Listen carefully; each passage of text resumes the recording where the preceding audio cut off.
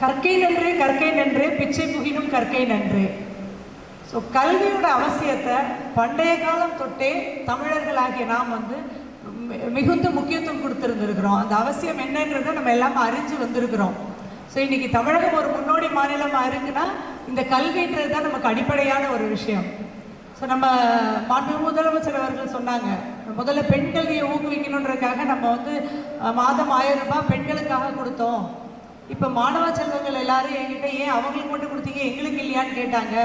So தந்தை உள்ளத்தோடு நான் மாணவர்களுக்கு மாதந்தோறும் 1000 ரூபாய் வழங்குறதுல ரொம்ப பெருமிதத்தோடு சந்தோஷமாக இதை கொடுக்குறேன் அப்படின்ற மாதிரி சொன்னாங்க. மொத்தத்தில் 97 கல்லூரிகள் மதுரையில் இருக்குது.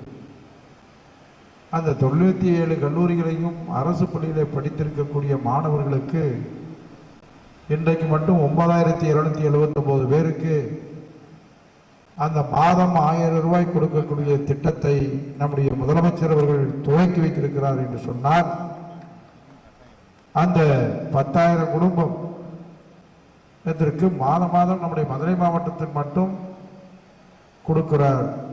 மொத்தத்திலே தமிழகம் முழுவதும் இருக்கக்கூடிய அந்த மாணவர்களுக்கு மாதம் 1000 ரூபாய் கொடுப்பது மிகப்பெரிய உதவியாக இன்றைக்கு அவர்களுக்கு பயனுள்ள திட்டமாக இந்த மாணவ செல்வங்களுக்கு அமைகிறது என்பதிலே எந்த மாற்றமும் இல்லை.